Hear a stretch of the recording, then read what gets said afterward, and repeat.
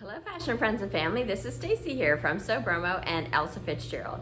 I wanted to have a conversation in response to some questions that were asked during our last tour around how can we help, how can we support the revitalization of industry, how can we create more jobs here, and the starting point is with the entrepreneurs and the consumer. So the entrepreneurs have to be willing to pay for the services needed stateside. So pattern making, sample sewing, and production is kind of questionable because there may be a point where there's not enough stitchers at that skill set and speed of production to be able to fulfill on orders.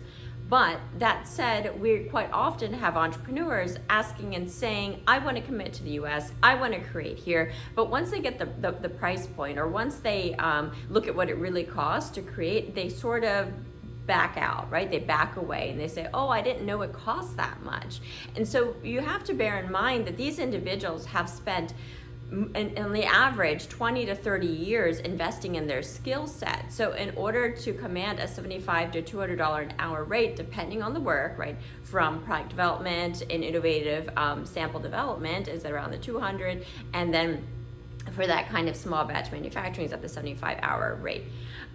You, meaning the consumer, are also a part of this conversation. So when you look at your products, you turn it inside out and you see where it's made. If the majority of your garments are made somewhere else, you are not investing in the local community. You are not investing in the trade skills. You are not infusing society with a demand that is warranting the creation of brands and companies here in your hometown. And so this is sort of an exciting but nerve-wracking thing because I'm reconsidering doing that. I am debating, is it the 200-mile, 300-mile run? I'm not sure, but this would be around the same time I ran it the last time. But I really want to make a campaign that says buy back Baltimore, buy back industry, by keeping those skill sets here, by choosing the garments that we're wearing. Not everything has to be made here, of course, but keeping enough so that the skill set warrants the demand for job creation. And so what's also happening, people really look into this kind of workforce development, training people in a skill set who absolutely have no experience in this nature of the work. It takes time and it takes beyond full time. If you think about an artist in communities, they would have shadowed and learned alongside all these different masters and craftspeople, so they were able to grow. So you have to know that it's not that easy to get this skill set, and it needs time, it needs a runway. So we're going to go around, see what everyone's working with on this floor, and then we'll be heading over to Belvedere Terrace Atelier, where we're going to be doing some of that development and investing in the local economy. I know we have our various fashion entrepreneurs that are keeping up with this journey. A message I want to share with you is to keep going. Even when you're not seeing progress and you are feeling alone in the work, you may be disappointed by certain things that don't necessarily work out, or things aren't panning out as you had planned. Trust the process, trust that authentic voice, trust the passion within it, and put the pieces together. There's always a way through your own path. It just gets a little bit nerve-wracking as you feel like you're walking alone. It's not the path that is traditional, but it has to be authentically and completely you. And I want you to trust in those impulses because it will not leave you, at least for me.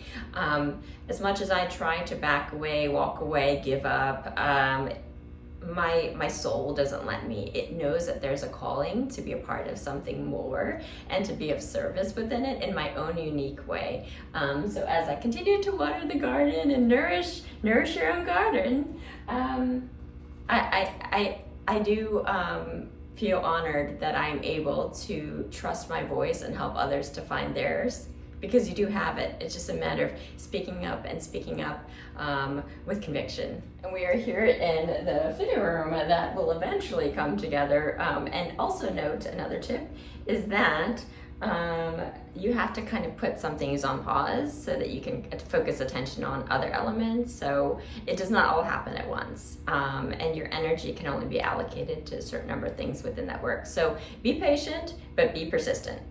So here we're gonna have where we're gonna hang garments as people try them on.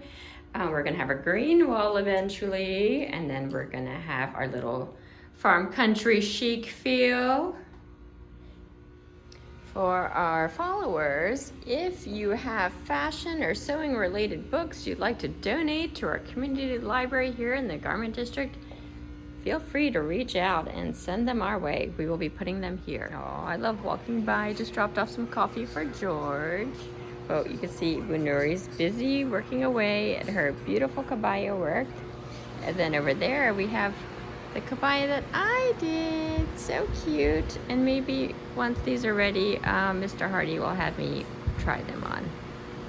As some of you may recall, one of the things that really drew me to this work was being in the Baltimore Museum of Industry and seeing images of people behind the kind of garment loft space. So you had a big cutting table, but you didn't really have people. You didn't have people sewing, you didn't have active workrooms, you had a simulation of an old garment loft. But here, I'm gonna bring you closer to these images so you can see which there's me and Bunuri when we were starting out, but she's an active person. She's a living person here in Maryland and in Baltimore, doing her work, sharing her love of the work, sharing it internationally, bringing in this whole community, and bringing others to connect to her as a master kabaya maker. And I really love that I can move the camera over and see her creativity coming alive through her passion, her connection to her culture, our Indonesian culture, and sharing a love of sewing that moves beyond an image into a real life workroom.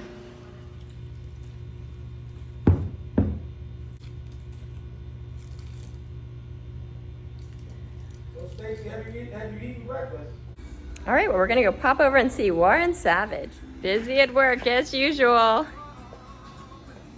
How's it going? All right, Dr. Stacey, how you doing? Yeah, wonderful. I love seeing all the work that comes through. What's this piece here? This is a vintage wing channelback wing chair. Wow. Yeah, 1950s. Belongs to a friend of mine, grandmother. And she wants us, that's all she has left. Her grandmother has passed, and that's all she has left of her material for her grandmother. I love your like large shears. I'm gonna come in close. But we were just talking about how I have my great grandmother's writing desk and my grandfather's chair, and how there is this interest in investing in these heirlooms, so that it's a part of our family's heritage and history, but something that can live with you, and that they had contact with. I love those large shears. Yeah, these are older shears. These shears are about 40 years old. Made by a company called Weiss. Oh yeah, yes. Weiss scissors. Yeah, excellent though. And what are you working on here? I'm actually just finishing welt for the bottom of the chair. So this chair right here, the design carried, is called double welt, and that's 2 pieces of welting. Finish off this chair. And you can see the rustic look and feel of that. I like when they have cute little feet. Yeah, claw ball. They're called claw ball feet. Have you thought about creating a book on the different information?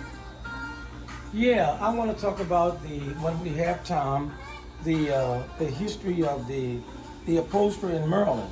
In particular, African American upholsterers in Maryland, but primarily in general upholstery business at large, right? That has almost disappeared almost in the last 50 years. And the last death knell would have been COVID. That actually closed down businesses that were open for 50 or 60 years, mom and pop shops that produced a lot of the furniture that you see in Baltimore City right now, from courthouse to municipalities, certain personalities who in Baltimore that were prominent, they hired local upholsterers to reupholster their furniture, their drapery work, their bedding, and what have you. But with the advent of NAFTA, which actually opened up trade across the ocean, the Atlantic Ocean, the production in the United States went down for cheap labor and profit, and so a lot of the businesses, they actually went out of business. They suffered because of that political decision. So we were just discussing Warren's private label collection. Of course, he does a lot of amazing work for clients, but he also has a really beautiful design aesthetic that I'm excited to see. And what was this chair that you're telling me about you're going to work on? Well, actually, I'm going to do an abstract, a black and white sofa in a diagonal print. And the beginning of that what I would call that branding would be called chair insanity, because when you look at the chair, it will make you ask the question, what would make him put these colors together? Glass, stripes, polka dots, and see a kind of a congruent continuity between the whole chair. Yeah, and so I'm excited about it. Yay! Yeah. We can't wait to see it coming to life and then doing a gallery exhibition around this Absolutely. beautiful work. How many pieces do you think you'd put together for an exhibition? Well, probably about 10. Yeah, that's how we think of like a capsule collection, about 10. About 10. And then, I don't know, is there some fashion involved? Who knows? Well, the goal is to merge the fashion with the upholstery, and that maybe one of your custom dresses, I can use the fabric from your custom dress and reupholster a sofa or chair using that fabric. And that would be really nice. It would speak to that artistic ability between the both of us. Yeah, that would be fun. Speaking of picking out fabrics, I'll be heading over to Belvedere Terrace Atelier. Also, if you guys were watching the last episode where Nicole had showed us the fabric that she's working with, it is Warren Savage that's going to be putting that all together. But it's kind of fun because Nicole's helping out with some of the marketing efforts with his work, and Absolutely. and they're going to continue to grow together. So here I am pulling some of the lace fabric.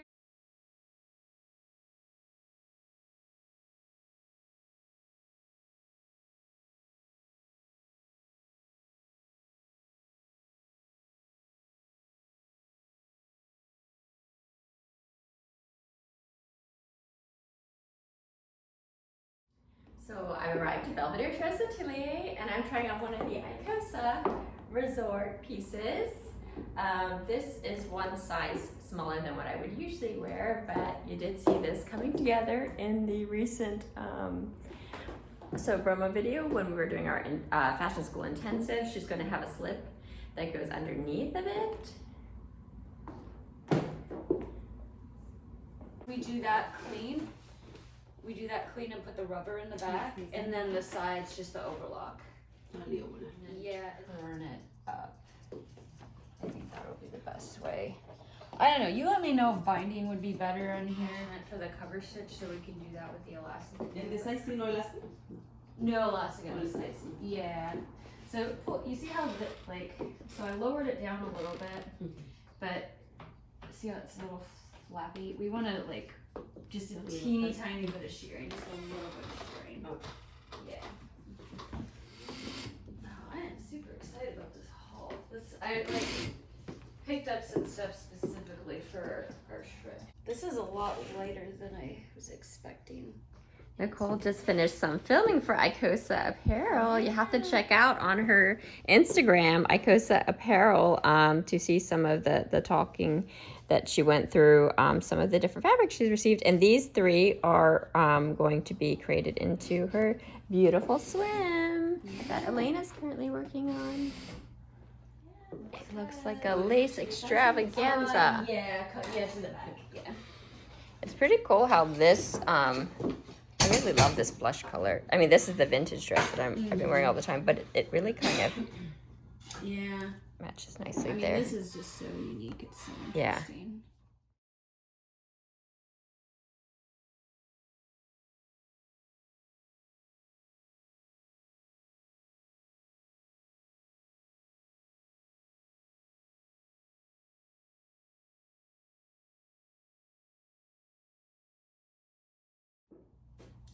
So it's feeling a little bit like deja vu because we had started a lot of this work before the pandemic, and then it had gotten put on hold. For example, the suit that I'm wearing, originally named the Sabrina suit, now going to be called the Cartini suit. We even had like all the sample yardage, and so that said, I just need to activate again, get back into the flow of the work, and start making these samples.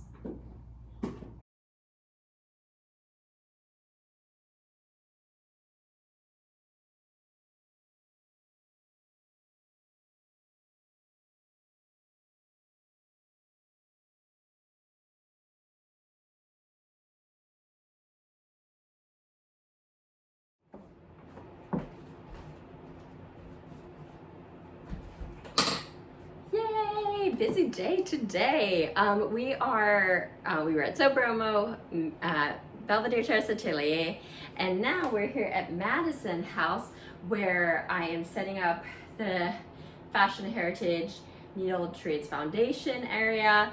Also igniting the Elsa Fitzgerald collection. I am wearing one of our suits, now renamed the Cartini suit, so I'll be working on some of that.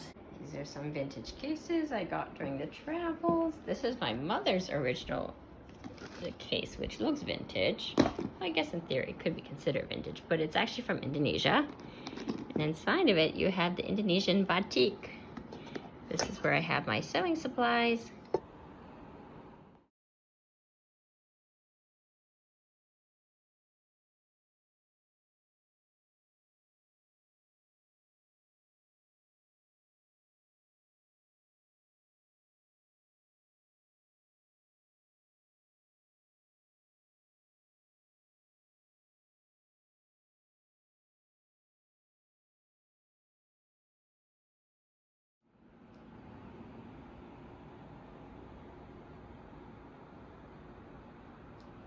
So I will finish unpacking and getting things organized so it could be more of a working space in this beautiful historic house in Mount Vernon, and prancing around with my Elsa Fitzgerald made in Baltimore collections. All right, see you next time.